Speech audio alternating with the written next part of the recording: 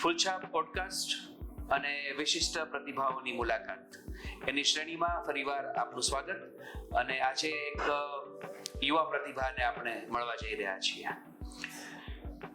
નવી પેઢી ઉપર એવો આક્ષેપ છે કે એ લોકો વાંચતા નથી, એ લોકો સંસ્કૃતિથી, પરંપરાથી, ધર્મથી વિમુખ છે, અન્ય સંસ્કૃતિથી આકર્ષાય છે, અન્ય સંસ્કૃતિનું આક્રમણ છે, વગેરે વગેરે અનેક બાબતો, અનેક વાતો આપણે નવી પેઢી માટે બોલીએ છીએ, ચર્ચીએ છીએ, છાપીએ છીએ, વાંચીએ છીએ અને બતાવીએ છીએ. ફૂલછાપના સ્ટુડિયોમાં, ફૂલછાપમાં પોડકાસ્ટમાં આજે આપણી સાથે એક 25 વર્ષીય યુવાન છે. હું ફરીથી બોલું, 25 વર્ષીય યુવાન.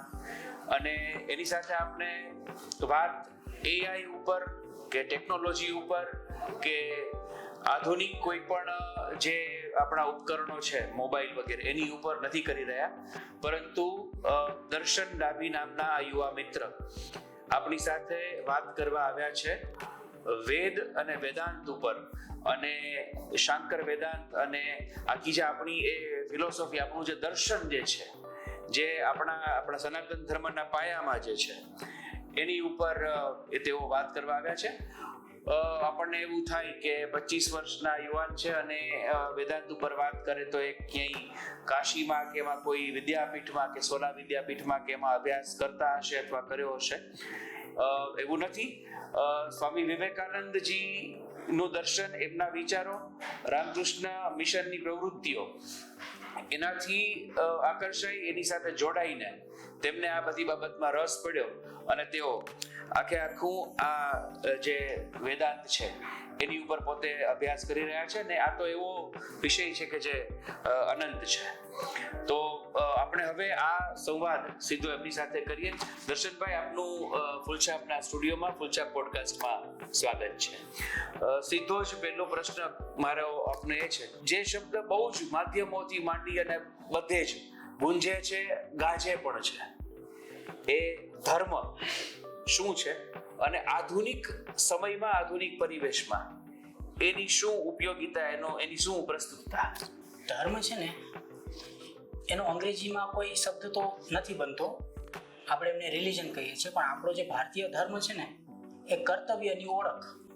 હું કોણ છું, મારું કર્તવ્ય શું છે, એની ઓળખ એટલે ધર્મ. આ ધર્મની એક સામાન્ય પરિભાષા થઈ. મારે શું કર્તવ્ય કરવું, મારે શું કર્મ કરવું, હું સવારમાં ઉઠું છું તો મારે ઉઠીને મારું શું કાર્ય છે, મારું કર્તવ્ય શું છે, મારા સમાજ પ્રત્યે, મારા ઘર પ્રત્યે, મારા પરિવાર પ્રત્યે, મારા દેશ પ્રત્યે. આનો જે કર્તવ્યનો બોધ છે ને, એ ધર્મ.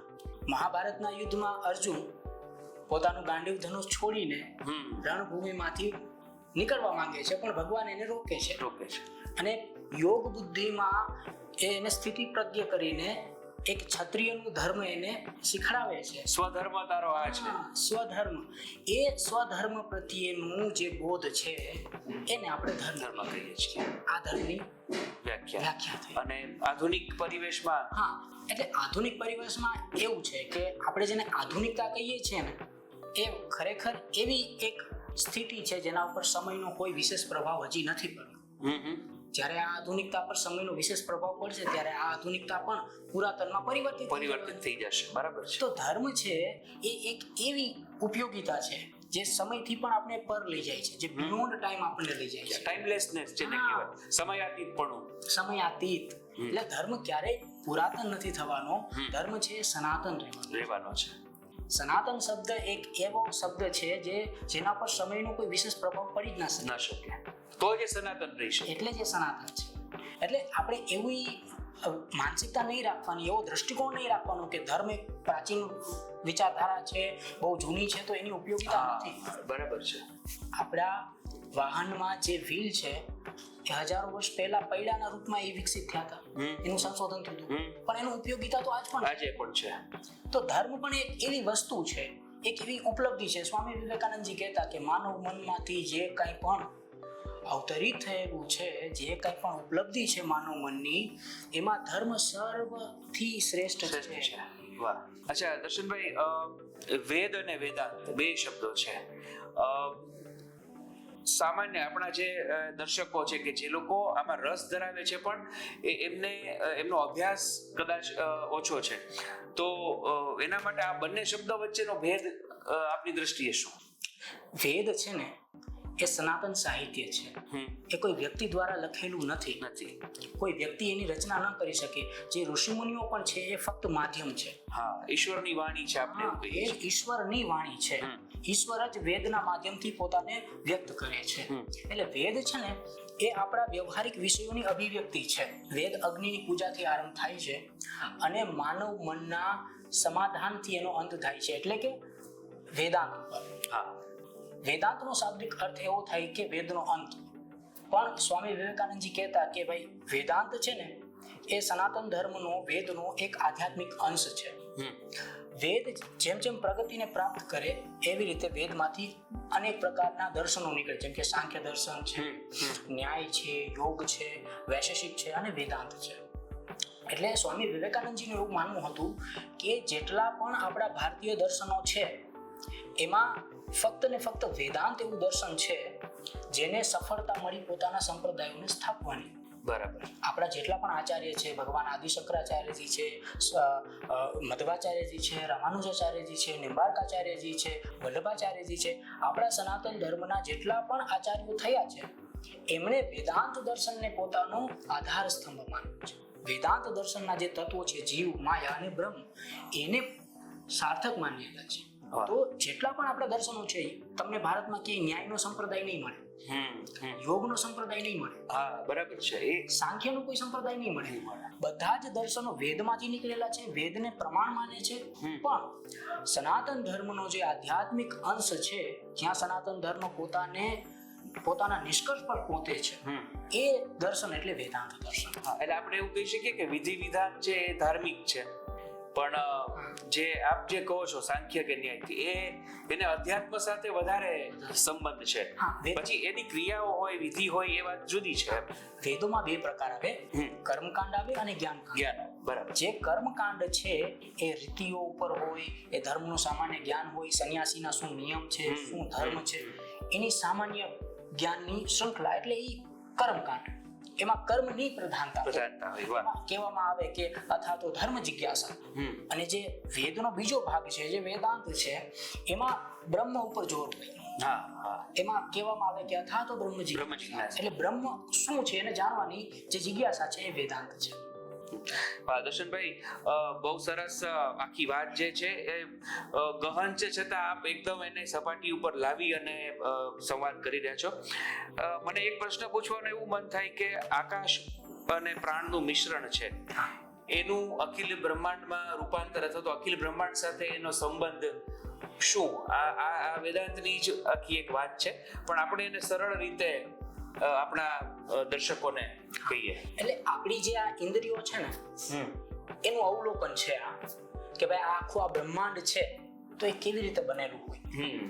તો વેદાંતની દ્રષ્ટિએ આ જેટલા પણ ભૌતિક તત્વો છે જેને આપણે ટચ કરીએ છીએ, જેને આપણે આપણા અનુભવમાં લાવીએ છીએ, એ બધા જ તત્વો મૂળ રૂપે આકાશનું જ રૂપાંતરણ છે.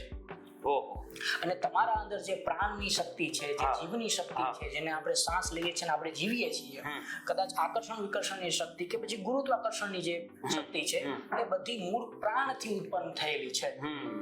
એટલે વેદાંત એવું માને છે કે આખું જે આ બ્રહ્માંડ છે ને એ બે તત્વોથી બનેલું છે. એ બે તત્વોનું મિશ્રણ છે, આકાશ અને પ્રાણ. જેટલા ભૌતિક તત્વો છે એ મૂળ રૂપે આકાશમાંથી ઉદ્ભવ થયેલા છે, અને આપણી જે જીવની શક્તિ છે, જે આપણા શરીરની ઉર્જા શક્તિ છે, એ પ્રાણ નામક ઉર્જા શક્તિથી આવિર્ભૂત થયેલો છે. એટલે વેદાંતનો આ નિષ્કર્ષ છે. અચ્છા, સાંખ્ય અને વેદાંત આ બંને વચ્ચે શું ભેદ? સાંખ્ય છે ને એ આરંભિક છે. સાંખ્ય એટલે સંખ્યાનું દર્શન. ટૂંકમાં એવું માનવામાં આવે કે સંખ્યાની ગણતરી કરીને જે દર્શન ઉપલબ્ધિ થાય, જે અનુભવ આવે, એ સાંખ્ય દર્શન છે. સનાતન ધર્મની આ મહાનતા છે કે આપણે ઓબ્ઝર્વેશન અને ઇમેજિનેશન આપણી પાસે બંને છે. આ બંને છે, અવલોકન પણ છે અને ધારણા પણ. હા, એટલે સાંખ્ય દર્શન છે ને એ આધ્યાત્મનું નીવ છે. આધ્યાત્મની શરૂઆત સાંખ્યથી જ થાય. ક્યાં વાત! એટલે સાંખ્ય એવું માને છે કે પુરુષ છે અને એક પ્રકૃતિ છે. પુરુષ જ્યારે પ્રકૃતિના સંપર્કમાં આવે તો પુરુષ પર પ્રકૃતિ પોતાની છાપ છોડવા માંડે. એટલે સાંખ્યમાં એવું માનવામાં આવે છે કે પુરુષ પણ અસંખ્ય છે અને પ્રકૃતિ પણ અસંખ્ય છે. એટલે આ બંનેનો જે સંબંધ છે એનાથી આદિ દૈવિક, આદિ ભૌતિક, આદિ આધ્યાત્મિક એવા દુઃખોની ઉત્પત્તિ થાય છે. બરાબર છે. પણ સાંખ્યનો જે નિષ્કર્ષ છે એ વેદાંત નથી માનતું. સાંખ્યનો નિષ્કર્ષ એવો છે કે પુરુષ પ્રકૃતિના સંપર્કમાં આવે છે એથી દુઃખ ઉત્પન્ન થાય છે, પણ પુરુષ જ્યારે પ્રકૃતિથી અલગ થઈ જાય છે, ભિન્ન થઈ જાય છે, તો પુરુષ મુક્તિને પ્રાપ્ત થાય છે એવું માને છે કે ભાઈ હું પ્રકૃતિથી પર છું, હું પ્રકૃતિથી અલગ છું, આ તો પ્રકૃતિના સંપર્કમાં આવી ગયો તો મને દુઃખના અનુભવ થયા. આદિ ભૌતિક, આદિ દૈવિક, આદિ આધ્યાત્મિક આવા દુઃખોની ઉત્પત્તિ થતી હોય છે. પણ વેદાંત એમ કહે છે કે જો પુરુષ પ્રકૃતિથી અલગ હોય, ભિન્ન હોય, તો પ્રકૃતિના જે ગુણ છે, રજસ છે, તમસ છે, સત્વ છે, આ ગુણોની છાપ પુરુષ ઉપર કેવી રીતે પડી શકે? એ પ્રશ્ન છે. પણ સાંખ્યનો કોઈ ઉત્તર નથી દેતું. સાંખ્ય મહત તત્વ તક જાય છે અને પછી ત્યાં રોકાઈ જાય છે. એથી આગળ સાંખ્યની ગતિ નથી. એટલે વેદાંત એવું માને છે કે ભાઈ પુરુષ ને પ્રકૃતિ અલગ નથી. પુરુષનું તો સંપૂર્ણ અસ્તિત્વ જ પ્રકૃતિ પર આશ્રિત છે. પ્રકૃતિ ન હોય તો આપણે કેવી રીતે ન હોઈ શકીએ? બરાબર છે. અસ્તિત્વ આપણું કલ્પી ન શકીએ. તો સાંખ્યમાં પુરુષ જ્યારે પ્રકૃતિથી અલગ છે, વેદાંતમાં એ જ પુરુષ પ્રકૃતિ સાથે જોડાયેલો છે. અને બોધની અવસ્થામાં આવતા એવું થઈ જાય છે કે આખી પ્રકૃતિ પછી પુરુષ ઉપર આશ્રિત થઈ જાય છે. એ બ્રહ્મની અવસ્થા છે, એ આત્માની અવસ્થા છે. અચ્છા, તમે જે શબ્દ પ્રયોજ્યો એ જ મારા મનમાં હવેનો પ્રશ્ન છે. આમ આપણું દર્શન છે એ આત્માની યાત્રામાં માને છે અને આત્મા અમર છે એવું આપણે કહીએ છીએ. ભગવદ્ ગીતામાં ભગવાને પણ કહ્યું. ઇવન મૃત્યુની આપણી ફિલોસોફી એવી છે કે જેમ આપણે વસ્ત્ર બદલીએ એમ આપણું શરીર છે એટલે એ આત્મા છે એ શરીર બદલે છે. આવી આખી બહુ જ ગહન આખી આ વાત છે. અને શંકરાચાર્યજીના જેટલા પણ એના સ્તોત્રથી માંડીને એમનું દર્શન છે એમાં પણ પુનઃ અપી જન્મમ પુનઃ અપી મરણમ પુનરપી જનની જઠરે શયનમ આવી એક વાત છે. એટલે પુનર્જન્મને ટૂંકમાં આપણે આપણા ધર્મ અને આપણા શાસ્ત્રોએ સ્વીકાર્યો છે. પણ મને ખ્યાલ છે ત્યાં સુધી વેદાંત કદાચ એવું માને છે કે આત્મા શરીરમાં નથી. તો આ શું છે? આ આખી આ વાત શું છે? આ છે ને એ આપણા અંદરનો એક ભ્રમ છે કે આપણે એવું માનીએ છીએ કે આપણા શરીરમાં આત્મા છે. ભગવદ્ ગીતામાં સ્પષ્ટ રીતે ઉલ્લેખ છે કે જ્યાં શરીર બદલવાની વાત હોય ત્યાં શરીરી અર્થાત જીવાત્મા ફર્ક છે. આત્મામાં અને જીવાત્મામાં ફર્ક છે. આપણા શરીરમાં જે તત્વ વ્યાપ્ત છે જેને ક્ષેત્રજ્ઞ પણ કહેવાય એ જીવાત્મા, આત્મા નહીં. આત્મા એક અંડરલાઈન રિયાલિટી જે આખા બ્રહ્માંડનું કારણ છે એને આપણે આત્મા કહીએ, એ જીવાત્મા નહીં. પણ અમુક લોકોને શું હોય કે આધ્યાત્મની એટલી ગહેન એના પાસે જ્ઞાન ન હોય તો એ લોકો એવું માને કે ભગવદ્ ગીતામાં લખેલું છે ને કે આત્મા શરીર છોડી દે છે અને આત્મા શરીર છોડી જ ન શકે ને. ભગવાન શ્રી કૃષ્ણ ભગવદ્ ગીતાના એ જ બીજા જગ્યામાં એમ કહે છે કે આત્મા તો અચલ છે. અચલ એટલે એક જગ્યાએથી બીજી જગ્યાએ ન જઈ શકે. અને ઉપનિષદોમાં સ્પષ્ટ રીતે લખેલું છે કે આત્માથી સર્વપ્રથમ આકાશ તત્વની ઉત્પત્તિ થઈ. હવે આત્માથી આકાશ તત્વ ઉત્પન્ન થાય તો આકાશ તો એક જ છે ને, ખાલી જગ્યા, સ્પેસ. હવે એવડું વિશાળ આકાશ જો આત્માથી ઉત્પન્ન થયેલું હોય તો પછી આત્મા કેવડી વ્યાપક હોય? એ તો વિભુજ હોય ને. વિભુજ હોય. તો આ લોકોનો અજ્ઞાન છે. એને ખબર નથી કે what is difference between Jiva and આત્મા. જીવ કોને કહેવાય અને આત્મા કેને કહેવાય? એટલે આપણે જે કહે છે વિભુમ વ્યાપકમ બ્રહ્મ વેદ સ્વરૂપ રુદ્રાષ્ટકમમાં જે છે એટલે એ વ્યાપક છે આખું. એટલે બ્રહ્મ પણ વ્યાપક છે. બ્રહ્મ વ્યાપક છે, આત્મા વ્યાપક છે. આત્માની બોધ સ્વરૂપ અવસ્થાને બ્રહ્મ કહેવાય. ક્યાં વાત! વાહ! એટલે એ જે આત્મા છે એ જ બ્રહ્મ છે. શંકરાચાર્ય ભગવાને છે ને વિવેક ચૂડામણીમાં એનો ઉલ્લેખ કરેલો છે 6ઠ્ઠા શ્લોકમાં કે ભલે કોઈ લોકો શાસ્ત્રની વ્યાખ્યા કરે, નાના પ્રકારના શુભ કર્મ કરે, યજ્ઞ કરે કે પછી ધાર્મિક અનુષ્ઠાન કરે, દેવી દેવતાઓનું પૂજન કરે, આટલું કરવા છતાં પણ જો તમને આત્મા અને બ્રહ્મનો બોધ નથી તો બ્રહ્માના 100 કલ્પ વીત્યા પછી પણ તમને મુક્તિ નહીં મળે. આવો સ્પષ્ટ આદેશ છે ગુરુદેવ ભગવાન આદિ શંકરાચાર્યજી. એટલે આપણે મુક્તિનો એક જ હેતુ હોવો જોઈએ કે ભાઈ આત્મા અને બ્રહ્મ એક જ છે. હવે એ આત્માને જાણવાનું એ જ.